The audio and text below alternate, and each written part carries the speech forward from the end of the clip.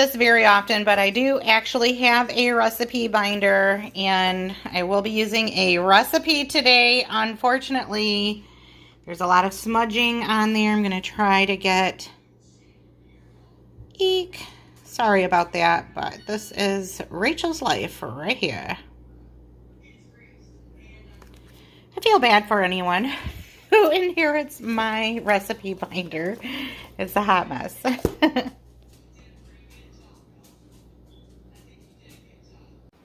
All right, I've got 4 really ripe bananas that I'm going to peel and get into my mixing bowl. Yeah, yeah. I got love. Yeah, yeah. Some people cool, some people try to get tired. Okay, so I'm just getting started by getting these ripe bananas mashed up. Next, I'm going to add my melted butter, 1/3 cup of melted butter. As you see on my recipe card, number 1 says combine 3 to 4 ripe bananas, 3/4 of a cup of sugar, 1/3 cup melted butter, 1 large egg, and 1 teaspoon of vanilla. So next I'm just going to put that egg in there and 3/4 of a cup of sugar. Next is a teaspoon of vanilla, but my vanilla extract has been MIA for quite some time, so I'm just substituting maple syrup. It is fall, and to me, maple is a fall flavor. So we're just going to get that all mixed up next.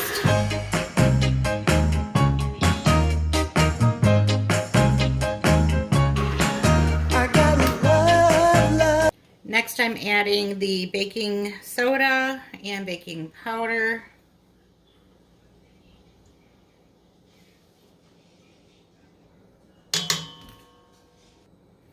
That was a quarter teaspoon of each. Now a 1/4 teaspoon of cinnamon, but I like to add a little bit more, so we're going to double the cinnamon.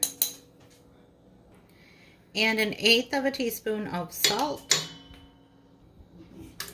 Time to give those a mix.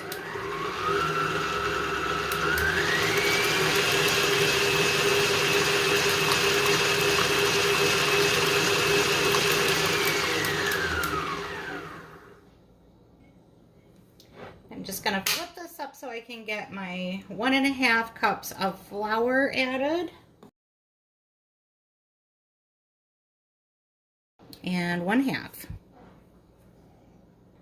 Next, I'm adding a cup of walnuts. It may be more than a cup. I didn't measure, but I don't think you can go wrong with that.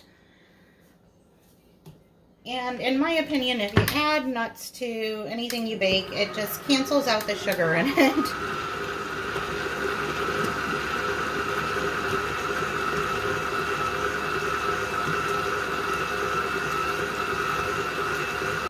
And I'm trying to be careful and not over mix, but you just want to make sure that you get all of that flour mixed in really good. So I'm just going to scrape the sides of the bowl, make sure that it's all down in there, and give it another spin.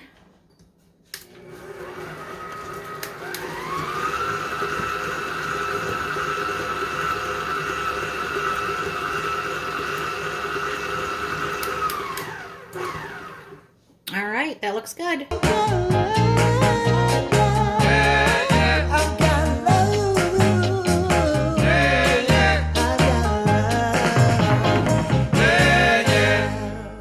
Flour it if you want to. I'm not. And now I'm just going to pour the batter right into the loaf pan and then stick it in the oven. It's already preheated. 350 degrees. Let's see if I can handle this bowl. I don't have my brace on right now. Not that that really helps, but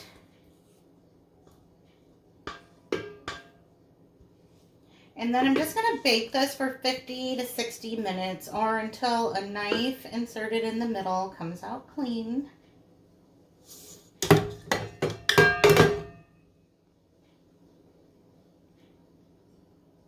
All right, just going to get that in the oven now. Pretty excited about this. I very rarely ever bake.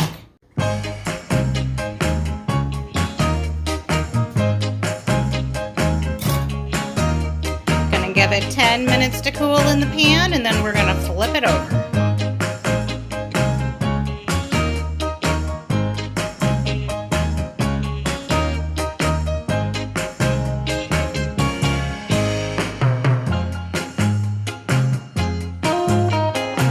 For dinner, I am just getting this ginormous pack of ground beef cooked up. I mean, it is huge. This is a giant cast iron skillet.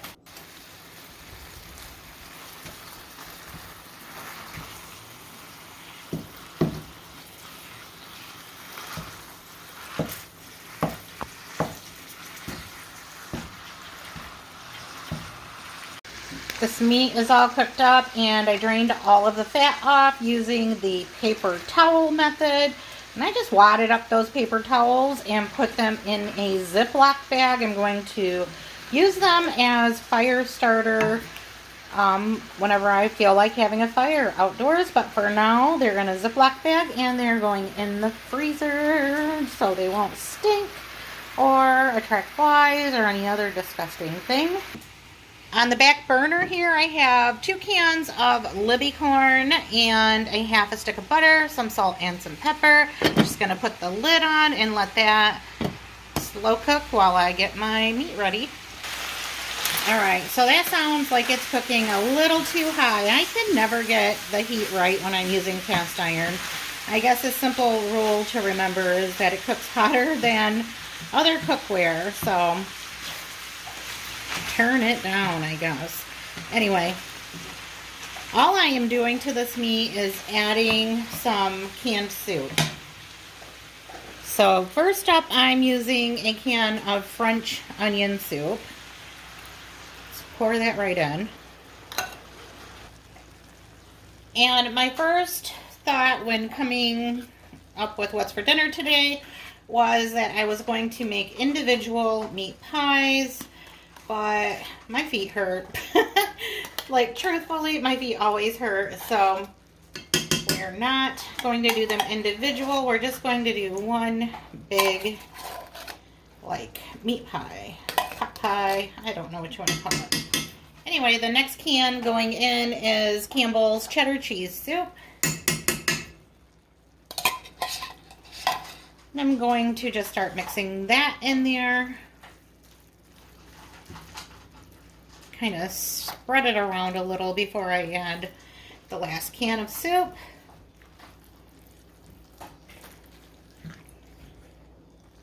It's going to be a can of beef consomme.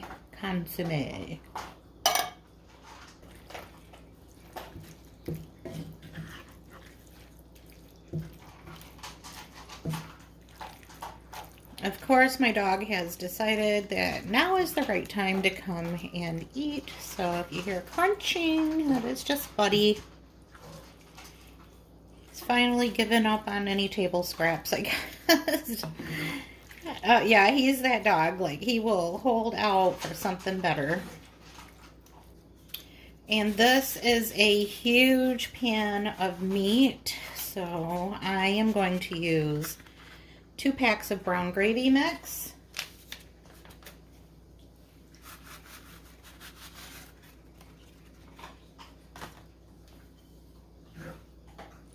And I'm literally just going to stir that in.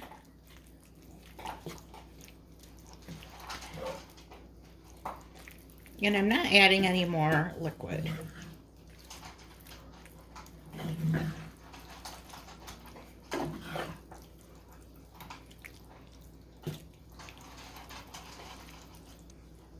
And I'm just going to let that cook for a little while until I am ready to put the top crust on it, just using some crescent roll dough.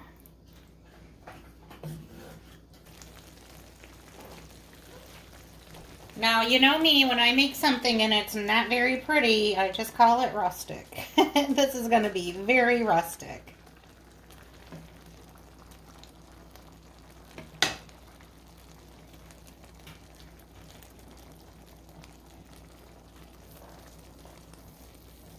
Now, you could press your seams together if you want to.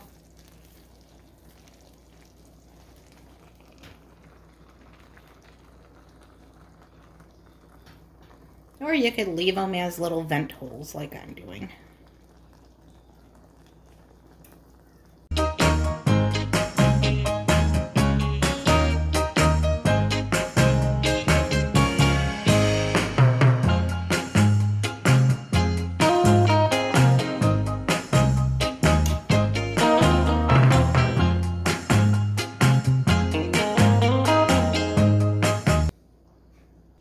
I'm just going to put this in the oven on 375.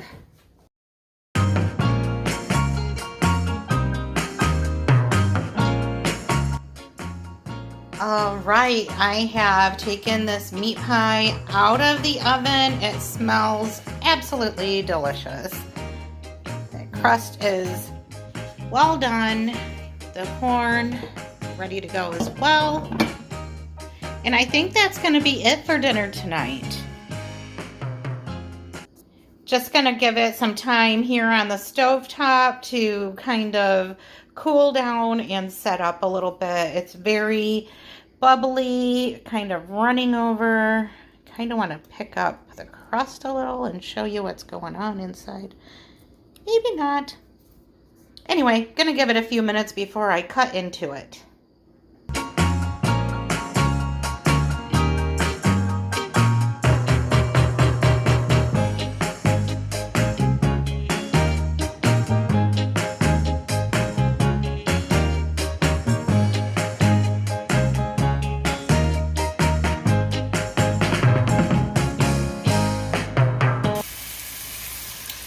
Today I'm working with a pound of frozen 80/20 roast beef, so we're just going to do the water method, just putting some water in the bottom of the pan. I'm going to put a lid on, going to roll it and scrape it.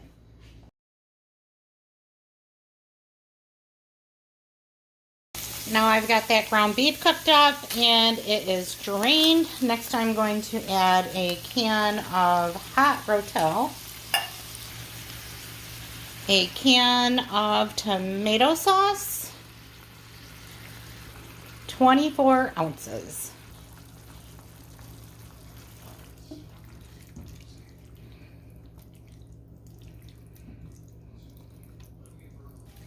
Next I'm adding a package of spaghetti sauce mix. The package calls for 1 3/4 cups of water, but since I'm cooking my spaghetti noodles right in the same pan, I'm going to just use the whole 24-ounce can. Next, a tablespoon of brown sugar.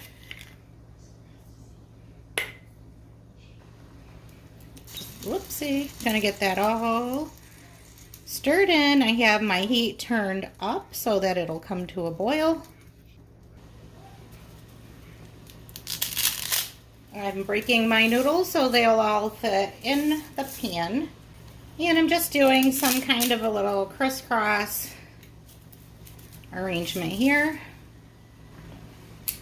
Going to make sure every noodle is submerged in liquid.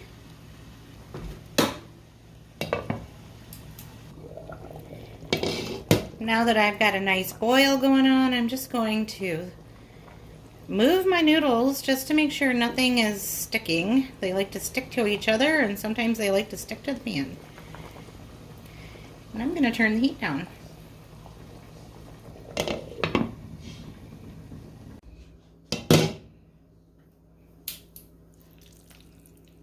Well, that was easy.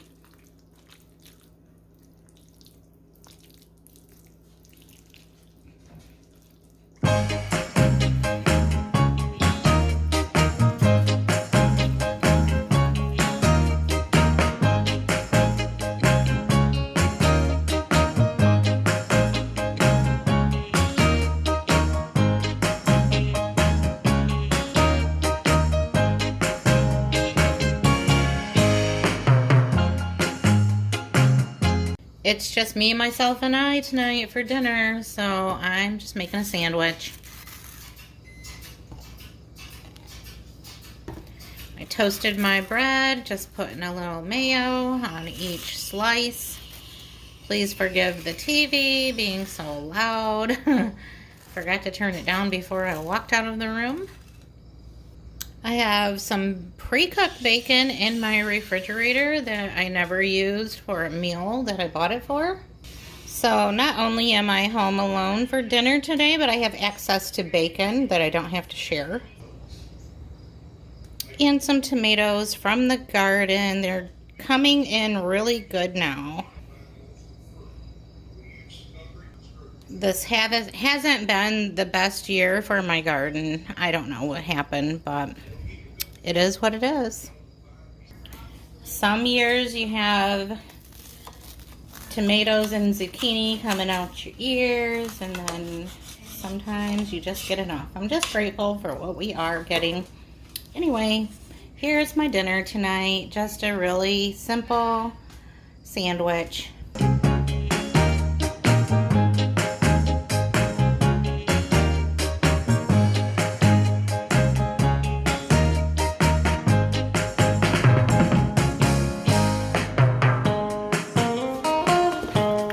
It's Saturday. We've got a couple of grandkids over to spend the night tonight. So for dinner, I am just whipping up a kid-friendly favorite, Sloppy Joe's, which all I'm going to have to do is brown this ground beef, drain the fat, and then start adding some sauce, which I will make homemade. I'm adding some onion at this point, just a half of an onion.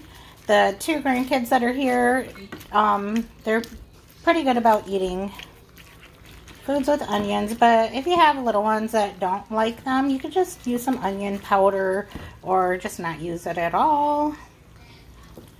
I'm also going to season the meat with some garlic powder. Now I'm just going to flavor it up with whatever I have on hand. Now I make Sloppy Joe's using pretty much what I have left over. Sometimes I throw leftover salsa in it so that I have those onions, peppers, and tomatoes. I always use some ketchup. And I've got a lot of meat, so I'm going to use a lot of ketchup. It's about a cup. All right, Elijah wants to help, so I have a spoonful of brown sugar that he's going to dump in. And let's do another one. And what do we have here? We have got a tablespoon, so let's do one more. All right, thank you. And then we're going to add some mustard. Not a whole lot, okay? Don't go crazy with it. Ready? You squeeze. Oh. We're going to have to wash that off. All right, that looks good. And we'll get Grandma's favorite spoon and start stirring that around. There's steam. There is steam. Let me get over here too. So I'm going to do this part because I don't want you to get burned, okay? This is a really hot pan. So all we're going to do is stir that in and turn it down, let it finish cooking. Thank you, Elijah. It looks so good. You said it looks good? Yeah. I think it's going to be delicious. Now, normally I would add crushed pepper flakes, but we're going to keep it kid-friendly and not spicy at all. No peppers this time. All right, we have 3 plates. Here's Ava's plate. She had an extra tomato, but she took off with it. Elijah has been snacking on sausage, but he only wants one. We just made them on these little slider buns, so those are perfect for little fingers. And he also took off with his tomato slices. And then here's my plate. I have extra green beans and, of course, my tomatoes on the side. What you think? Is this one mine? Yes. I love it. I got love